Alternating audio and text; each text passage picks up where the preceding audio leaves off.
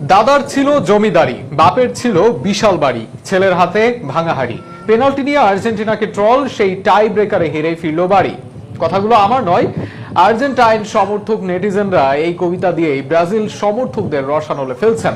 বিশ্বকাপ থেকে penalty miss করে বিদায় নিয়েছিল ব্রাজিল, ইউরো থেকেও পেনাল্টি মিস করে বিদায় নিল রোনালদোর পর্তুগাল, কোপা আমেরিকাতেও সেই টাই ব্রেকারে দুটি পেনাল্টি মিস করে বিদায় নিল সেলেসাওরা। যাদের পেনাল্টি ঠেকানোর মতো গোলকিপার নেই, পেনাল্টিতে গোল দেওয়ার মতো খেলোয়াড় নেই, তাদের মুখে আদৌ কি পেনাল্টির বিষয়ে কথা বলা মানায়? উত্তর খোঁজার চেষ্টা প্রতিবেদনে।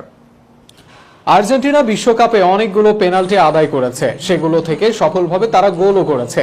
বিশ্বকাপ ফাইনালে প্রথমে একটি পেনাল্টি পেয়েছে আর্জেন্টিনা, এরপর দুইবার পেনাল্টি পেয়েছিল ফ্রান্স। এরপর খেলা সমতায় গেলে টাই ব্রেকারে এমির বিরুদ্ধে জিতে যায় আর্জেন্টিনা। শুটাররাও কোনো ভুল করেননি, অথচ সেই আর্জেন্টিনার পেনাল্টিতে জয় নিয়ে মেসিকে